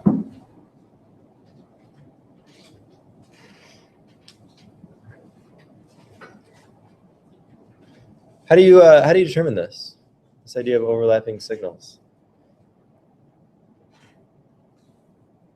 Anybody have a strategy for this one? Convert one of the sets of numbers to the other form with frequency. Right, because what's MHZ? Megahertz. So that's a measure of frequency. And then meters is a measure of wavelength. Right? It says wavelength and frequency. So we know that wavelength and frequency, wavelength times frequency is the speed of light. So we can convert one to the other and then just check. So what did you like better? Do you want to convert megahertz to meters or meters to megahertz? Which way did you go?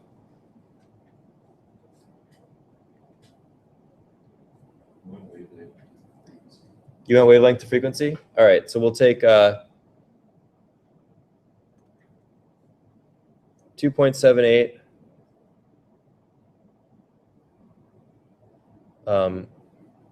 That's the wavelength. That's meters. So that times the frequency has to equal 3 times 10 to the 8th meters per second. Right? So you divide speed of light by 2.78, and what'd you get for frequency? 1.079 times 10 to the 8th hertz. And that's seconds to the negative 1 or hertz. All right, and then what about the other one?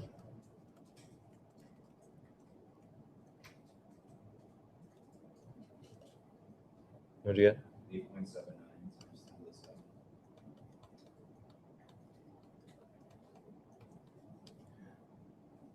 All right, so we're getting there, but because the other ones are listed in megahertz, we should probably either convert these to megahertz or convert the other ones to hertz, right? So that we can see that that more carefully. So if we convert these to megahertz, that's 1.079 times 10 to the 8th. And we know from our metric prefixes, right, that we have 10 to the 6th megahertz and 1 hertz, because 10 to the 3 is kilo, and then another 3 would be mega. So we're going to multiply both of these by 10 to the 6th. And so that's going to give us 1.079 times 10 to the 14th. Wait a second, I did that backwards, sorry.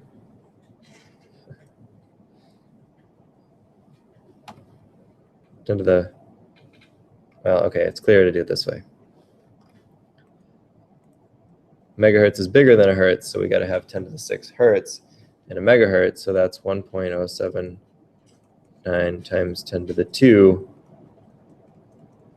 megahertz, or 107.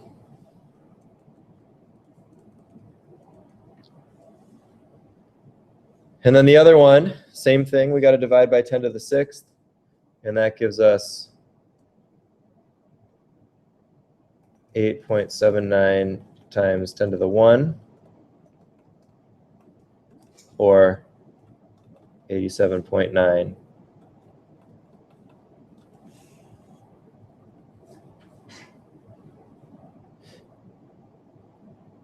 So, do they overlap? You do, right? Yeah. Do you recognize those numbers from the radio? The two extremes of the, right? If you turn all the way to the left, it's 87.9, and then all the way to the right is 107.9. That's what that is. It's a measurement of the frequency, or of the wavelength.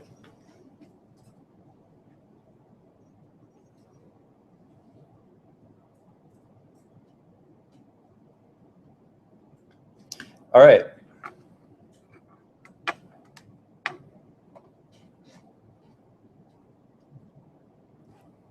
Full set of quantum numbers. The electron gained when an S minus ion becomes an S2 minus ion. What's the way to do this? What was your strategy for looking at this, at a problem like this?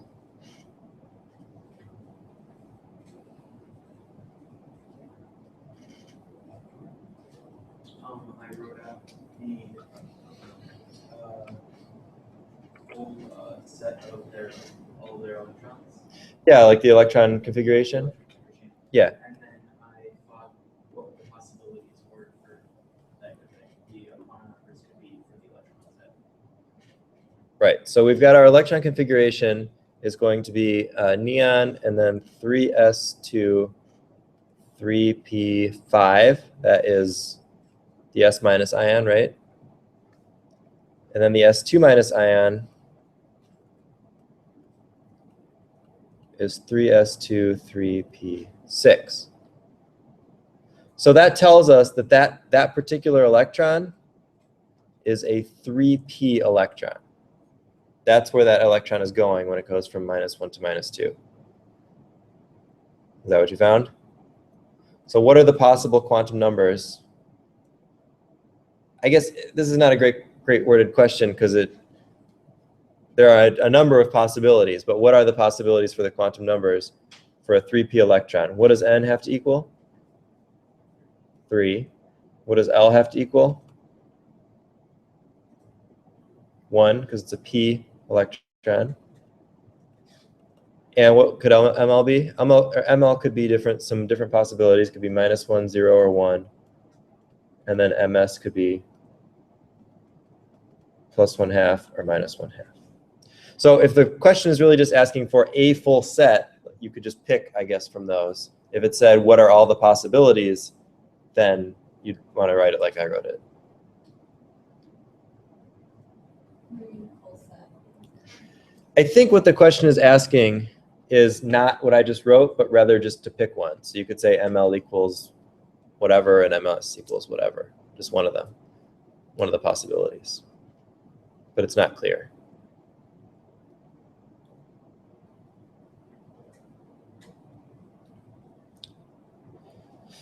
Do you want to look at the second one, similar right here? Okay, as long as we're here. So the electron lost when a sodium atom ionizes. Same thing, we're going to find the sodium configuration, which is neon 3s1. And then when it ionizes, that means it loses its electron and becomes an ion. We just have the neon configuration. So that means that this electron that we're talking about is a 3s electron. That gives, now we don't have quite as many choices. What does n have to be for a 3s electron? That's the one that's lost.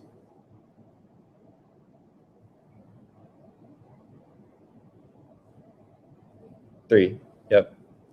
L, 0. So all s electrons are 0. ML can only be 0. And then there are two possibilities for MS.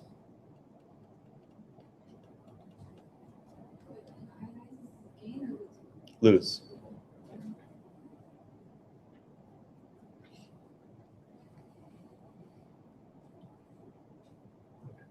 Let's look down at this one. How many electrons in an atom can have n equals 2? How do you figure that out? A couple ways to do this. One, you could think about it like an electron configuration, because these quantum numbers ultimately correspond to the electron configuration. So you can start writing out 1s, 2, 2s, whatever, and figure out how many are in the 2. So how many electrons can fit in that 2 in the n equals 2 shell. That's one way of doing it. You can also make the quantum number tree, kind of say how many possibilities are there from each of these. That looks like this.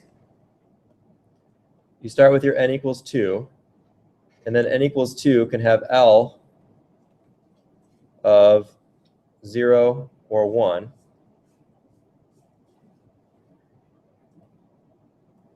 And then an ML of 0 has to be 0, but an ML of 1 can be -1, 0, or 1. And then an MS for each of those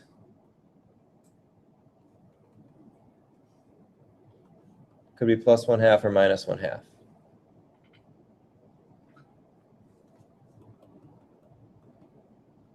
And so on. So the total number of spots, the total number of combinations of possibilities of those quantum numbers is 8.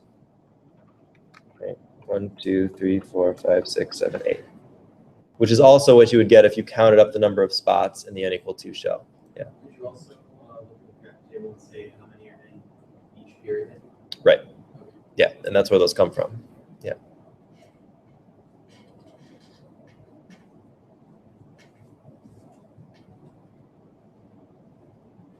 All right, the next one we said we were going to look at, and we can jump back to some of the other ones if you want. This is kind of an unusual question, so let's see if we can figure out what's being asked here. Excited states. We talked a little bit about excited states in the flame test lab, because that's when we excite the electrons to higher levels than their ground state, and then when they return down to the ground state, they emit energy. So these are electron configurations for excited state atoms, and we have to identify the element in its ground state. So we have to go from the excited state to the ground state and figure out the configuration. How can you, or what does it mean from an electron configuration standpoint that these are in the excited state? What's wrong with them? You know, not really wrong, but what's different about the ground state compared to the ground state configurations that we usually do? Did you notice this? What's weird about like that first electron configuration? Yeah, it's not really filled up in the right order. We usually go 1s, we fill up the 1s, and then we fill up the 2s, and then the 2p, and then the 3s, and then the 3p. But this one only has 1 electron in the 3s, and then 1 in the 3p. And that means one of the electrons has been excited up into the 3p. And so that's not a ground state configuration, that's an excited state configuration. What would the ground state configuration be then?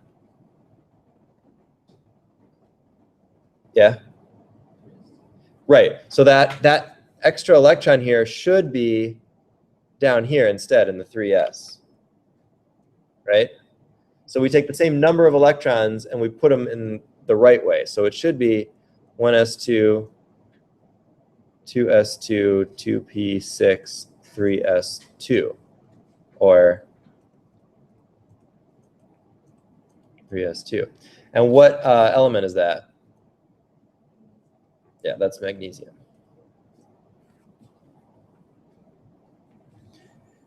All right, so how about this one? Same thing, right? What's the extra electron that's been excited? Where has it been excited to? Right, so it's gone from the D, should have been in the D, instead it's in the P. So our ground state configuration should be this, which is what element?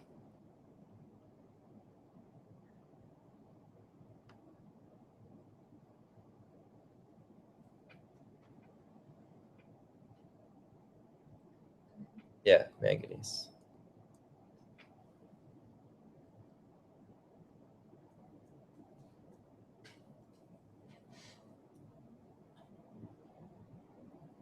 All right, let's look at this next one. How do you figure out which of these X should belong to which main group, meaning the columns on the periodic table, should the X belong to? So this is about, you know, what types of ions do these things make? So if you've got something that's XF2, where would you expect that X to be? Group 2, yeah, or 2A. What about X3PO42?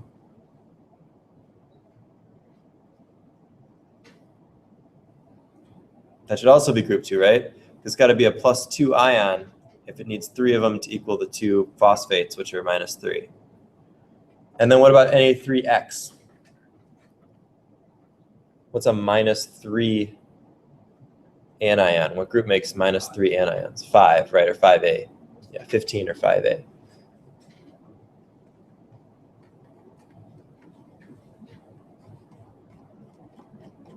All right, is that all? Okay, I want to look at one down here, and then we can jump to wherever else you want. Number 5C. The following data were collected for a period 3 element, so something in the third row has these ionization energies. What is the element, and how can you tell?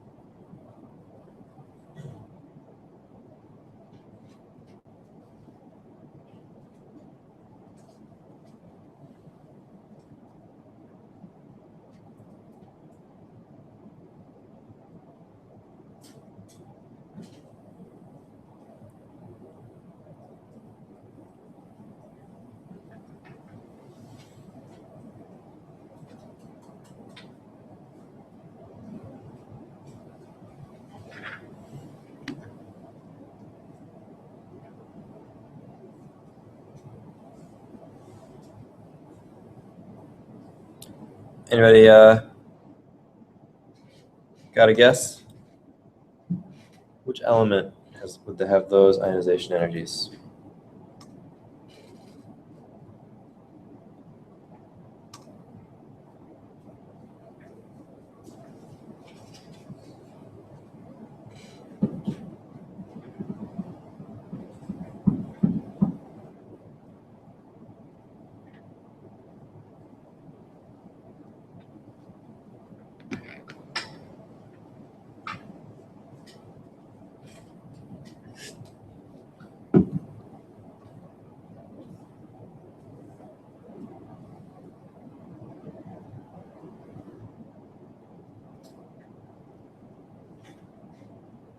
Yep.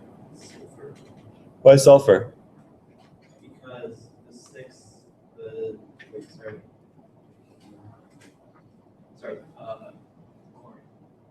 Chlorine. Why chlorine? Because the seventh one that you remove is very difficult to remove. Okay. I guess a much larger increase than any of the other ones. Okay. Percentage-wise. And that would be removing the entire third shell of chlorine. Okay. So that would mean that it would get rid of the core electrons, valence electrons. It doesn't make any difference. All right. Other thoughts? Agree, disagree? Shrug?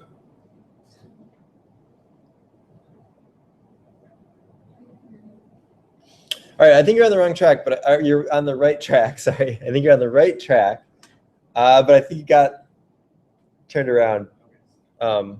So successive ionization energies mean removing an electron, right? So if we've got chlorine, well, if we're on the third row, we're removing electrons, and then did you all notice that there's a big difference between these two?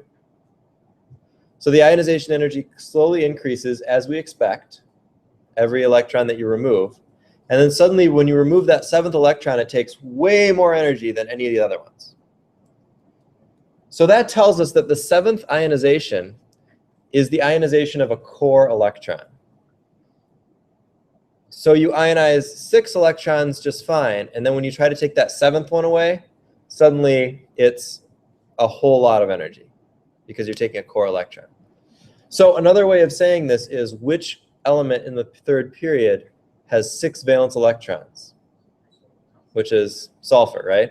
Which is what you said first, right?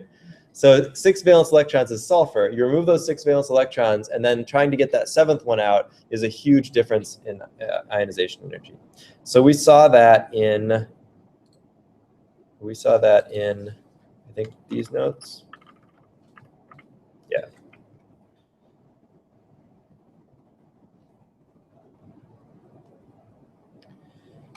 This is that third row. You can ionize the valence electrons relatively easily, and then when you jump into the core electrons, it takes a whole lot more energy. And that's what that question was referring to. It would not be chlorine, because chlorine you can do 7 ionizations before there's a big change. Sulfur you can only do 6 before there's a big change. And the one that we just, where are the other? Yeah, the one that we were looking at, there were 6 ionizations before the big jump. So that means 6 valence electrons.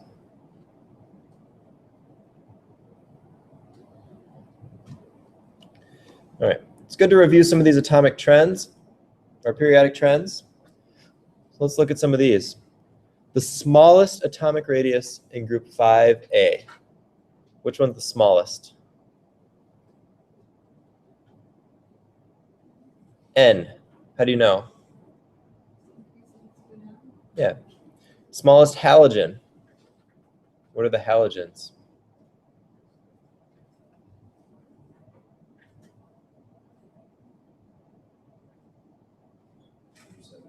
That's group 7A. So which one's the smallest? Fluorine. Yep. In group C, or sorry, in number C, in group 4A, there's only one element that is completely non-metallic, has no metal-like properties. Which one is it? Carbon. Carbon is a non-metal. Silicon and germanium are called metalloids or semi-metals, and then tin and lead are metals. Highest first ionization energy in period 5. So in the 5th row, which atom is the hardest to ionize, takes the most energy to get rid of an electron?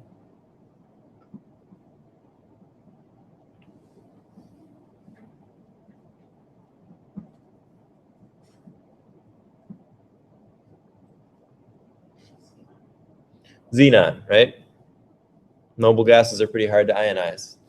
In general, the trend increases to the right anyway, but then we especially know that noble gases are really hard to ionize. And what do you think is the most metallic in group 3A?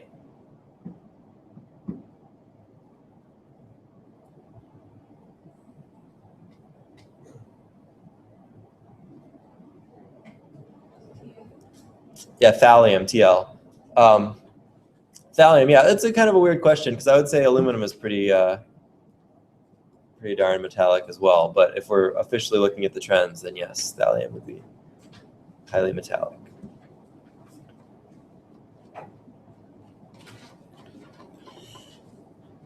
All right, how about some Lewis structures? We'll finish up today with that. Write Lewis structures and predict the ordering of NO bond lengths for NO plus, NO2 minus, and NO3 minus. Ordering of bond lengths, I think we haven't used that terminology, but bond order is just, is it more single bond, double bond, or triple bond? So these will be molecules that have perhaps double bonds and single bonds, or triple bonds too, maybe, just like in some of the structures we saw earlier. And so you need to determine which ones would have the longer or shorter bond lengths based on that. So come up with Lewis structures with formal charges for these, good Lewis structures, and then we'll look at the ranking. And that'll be it for today.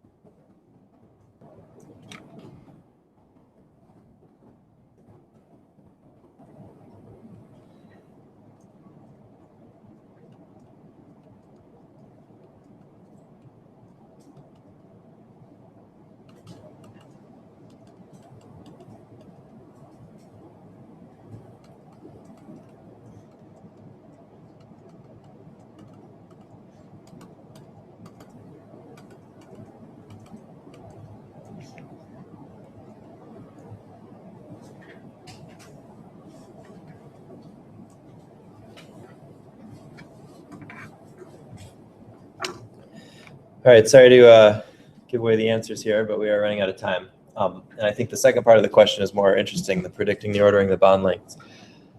All right, so we've got these three structures. Did you get something like this? At least for whichever ones you got done?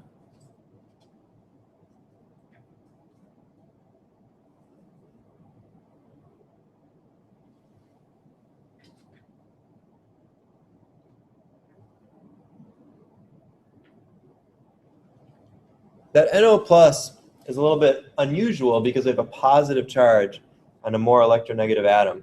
But in that case, there's no way you can write this that doesn't have that.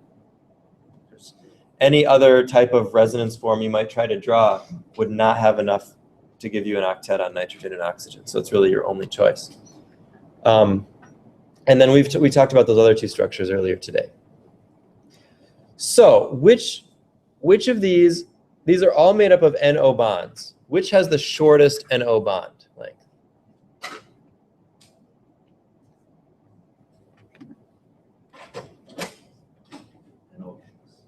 Why?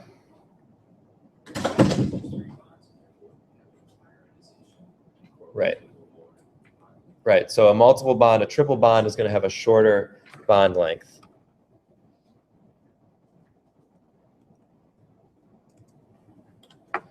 What about the other two? How do you order the other two? I'm going to look up the numbers for this too.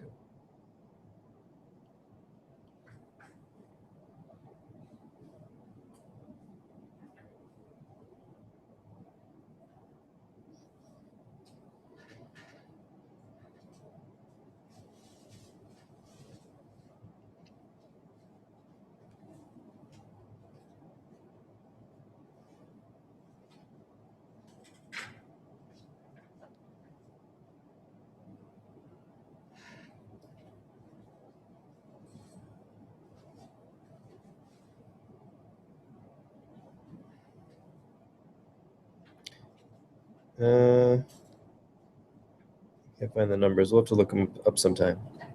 What do you think? Yeah. They're both resonant because you could have different positions with the bonds. Right. They both have resonance. You should average the bond strength among the different bonds. Yeah. The length. So because of the resonance in both of those, the bond length will be the average of all the bonds. So you don't really have a double bond and a single bond. You have an average of a double bond and a single bond in NO2. And you don't really have a double bond and two single bonds in NO3. You have the average of a double bond and two single bonds. So the average of 1, 1, and 2 is 1.3-ish, 1.33. The average of 1 and 2 is 1.5. So this one should be the middle one. And this one should have the longest ones. And I tried to look up those numbers, but I didn't find them.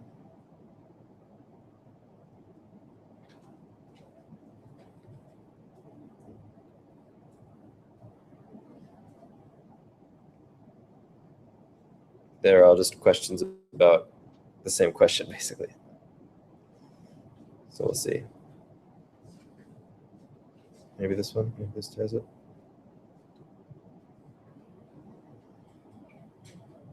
Oh, that one's just not even loading. Okay, well, we could look those bond angles up. But you get the idea? Yeah. So pretty much you could just take the amount of bonds, and the average, and the one with the lowest got The longest, the longest bond. right. But that's only true among the bonds that are in resonance, meaning we can only do that because all of those bonds are involved in different resonance structures. You can draw a double bond at any position. In some structures, that might not be true, and so you'd only average the positions that you could actually draw the double bond in.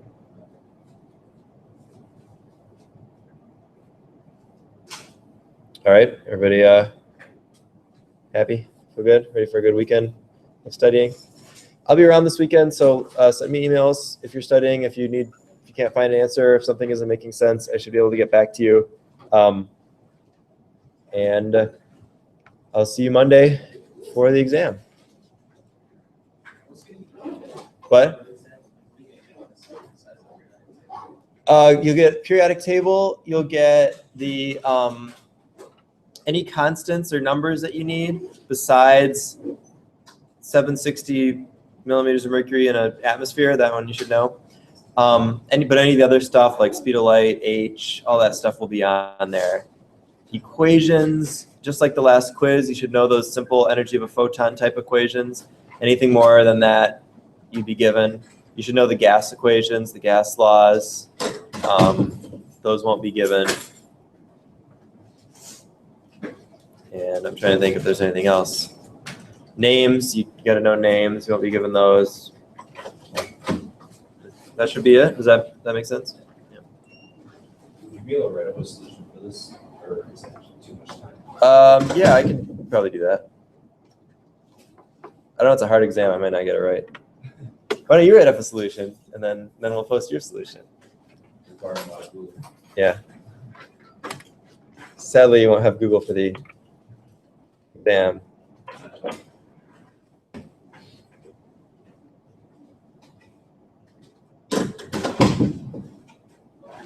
More along the lines of having answers when you actually do right, or do practice it, that's all. Right. Bye. Happy studying.